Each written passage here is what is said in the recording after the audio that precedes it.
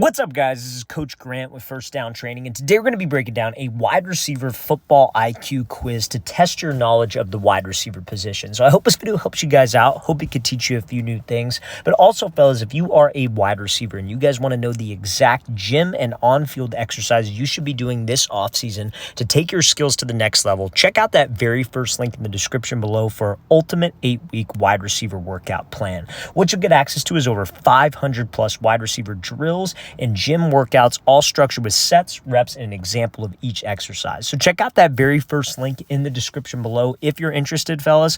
Let's get started with this video. So now, first things first, how this quiz format video is going to go down, if you're not familiar with this, is I'm going to show you guys a pre-snap look, a pre-snap play, ask you a series of questions about it, give you guys a chance to pause the video, think about your answers, and then I'm going to break down the correct answer and why you got it right or wrong, okay? So in this first situation, we are going to assume that we are a smaller wide receiver. DB is bigger than me, he is on the line, and he is in press. What do you guys think would be the best release to use versus a physical DB when we are a shorter wide receiver in press coverage? So you guys can go ahead and pause the video and think about your answer. So pause the video.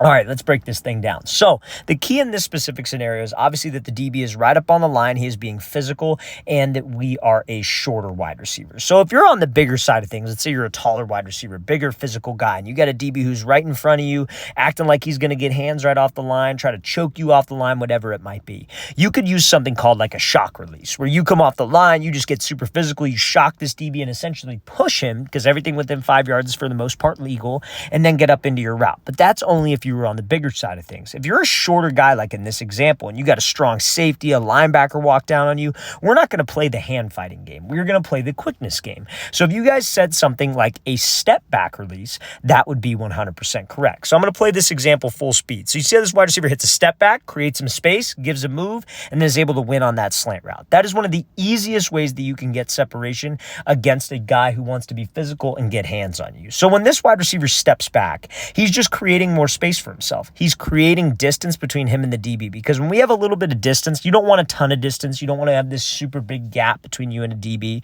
But when we have some distance, and as a shorter guy, you have to be on the quicker side of things. If I create space and I could give him a move and I give him a hard fake to the outside, that's only going to get me separation and get that DB to move off his platform. But it happens by that step back release. Now, here's where guys go wrong with this step back. They will step back in, number one, the wrong situation, or take too much time with their step back. So guys will do this step back, but what they do is they're behind the line. They do a bunch of lateral dancing. Now, the problem with that is it's going to take too dang long. When you're doing all that lateral dancing, the DB did his job. The whole reason the DB is jamming us in the first place is to disrupt timing with the quarterback. If he can jam, disrupt timing, disrupt spacing, he did his job on the play. So the step back is to create space, but if I'm wasting time behind the line and not attacking him and attacking him vertically, I'm not doing my job. I'm destroying the timing of the play. So when I step back and create space, make sure that we make our move and make sure that we attack vertical as quickly as possible to get that separation. Now, the second thing I said is guys will do this in the wrong situation. They will hit this step back move, and they'll be in like a stack formation or a bunch formation, and you're going to run into other receivers, and that's going to disrupt timing of the play as well. So we got to understand, as a shorter wide receiver, the best time to use this step back is when he's physical, right in my face. If that's the release you guys said, that would be correct. I could have lived with the answer of maybe like a split release where you split your feet, kind of hesitate, get into a good base, and get out of the route. But step back release is probably the best option to choose. So let's play this thing again, full speed one more time. Great job by this wide receiver hitting that step back, then getting up into that release and winning on that slant. Okay, so now, next example I want to talk about here is how would you guys run a 10-yard out route versus this specific coverage? Now, I want you to think about a couple things. Think about, obviously, the coverage, the leverage of the DB, how he's playing, and think about where this wide receiver is lined up on the field. So how would you run a 10-yard out versus this specific coverage? You guys can go ahead and pause the video and think about your answer. So pause the video. All right, let's break this thing down. So I have to run a 10-yard out.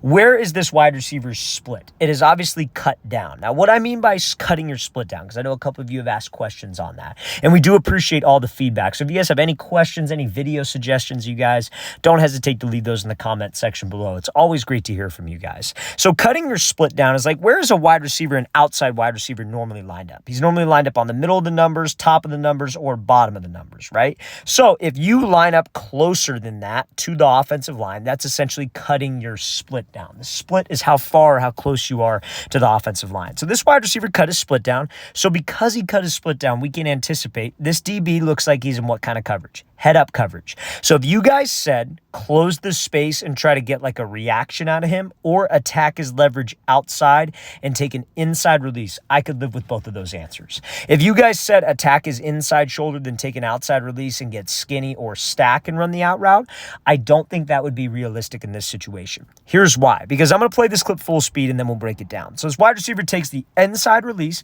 is able to stack, give a move, and give that quarterback room to throw us open. So we just have to think about the situation we're in here, right? Because if your split is cut down, this is why it's so important to know why DBs think. This is why it's so important that we talk about the IQ sides of things over and over again on this channel. Because when we cut my split down, what is this DB expecting? An outside route. You either cut your split down to run a drag maybe, but you cut your split down usually to run a corner, to run an out route, to give the quarterback space, right? So if you cut your split down, chances are if this DB has help, he'll be playing outside shade. Now, it's one-on-ones. He doesn't have any help to the inside because it's one-on-ones, but still we can anticipate that. So what we should do off the line is what this wide receiver does. We should close the space and kind of see how this DB's playing it.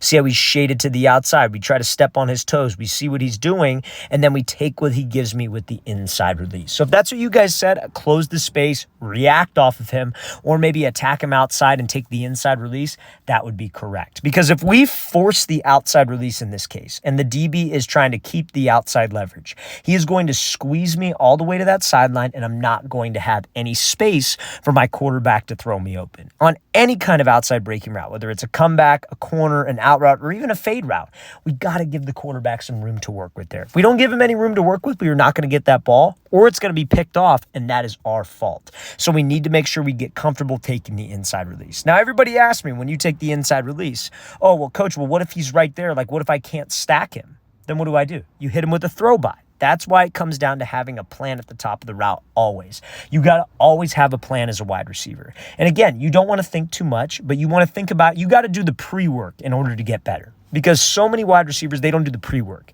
They just come out into the game, and then they just try to react on the fly. That's how you end up playing slow, and it looks like you're running half speed out there. But if you do the pre-work and you understand how DBs play, why DBs play a certain way, and you can structure a plan in your mind like, hey, if he does this, I'm going to stack him and I'm going to make a break. If he does this and he's on my hip, I'm going to throw by and slip underneath him. That is how you play faster. You got to do the pre-work in order to play faster. And that's why we do these quiz-style videos, to teach you guys how to do the pre-work. When you guys are watching film of a team, you should be asking yourself the same questions that I'm asking you. You should be thinking, okay, if he comes out in this look and I have to run a post, what should I do? If I have to run a fade, what do I do? If I have to run a comeback, and just go through those scenarios, because sooner rather than later, it's going to be easy money. That's how it is for me. I watch film all the dang time because I'm constantly trying to put out videos for you guys, constantly making videos. And anytime I see a defensive look, it is automatic because I've seen it a million times. And that's what you guys should be trying to do. So let's play this again, full speed one more time. Great job by this wide receiver hitting him with that move, stacking and giving that quarterback space to throw him open on the out.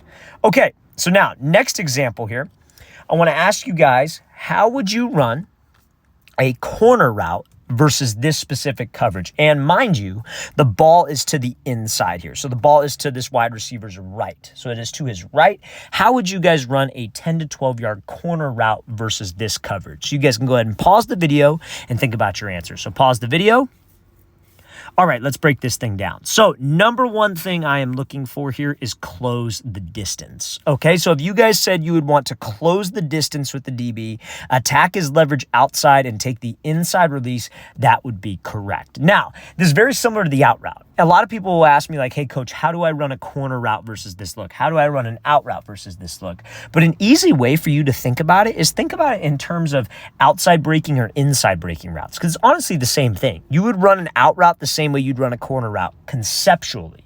So let's play this full speed. So Tank Dell closes the space, attacks his leverage, and again, takes the inside release. To do what? To give his quarterback room to throw him open. Quarterback does miss the throw here, but again, we at least had an opportunity. And this is the kind of routes that a college coach is going to want to see. These are the kinds of routes that a high school coach is going to want to see when you're trying to perform for him. So again, we have to close the space. So many wide receivers, they'll get outside leverage and they know, okay, I'm going to take the inside release, but they'll just give like a move to the inside. They'll get to maybe about right here and give a fake and then try to take the outside release.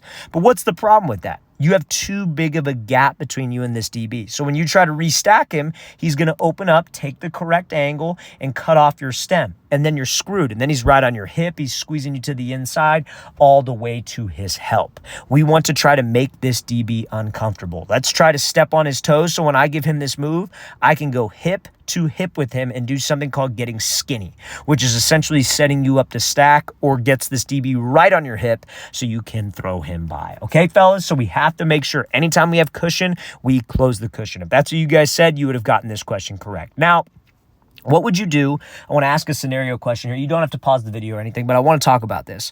If he's inside shade and you had to run a corner and he's this far off from you, what would you do? You would close the space. It'd be the exact same thing. You would just attack him inside now, threaten his inside leverage, and get skinny to the outside. Still work to restack, but maybe if he's on your hip, you would lean into him at the break point rather than, throwing him by because we don't need to slip under him, okay? So I'm going to play this thing again, full speed one more time. Great job by Dell closing the space, getting skinny, and setting up that restack to give his QB room. All right, fellas, I really want to thank you for watching. I really appreciate it. If you guys have any questions at all, don't hesitate to leave those in the comment section below. Always appreciate the feedback. It's always great to hear from you guys. And again, fellas, if you would like an 8-week wide receiver gym and field workout schedule, something you could follow every single day, check out that very first link in the description below. We'd love to get you on that. I'll see you guys next time.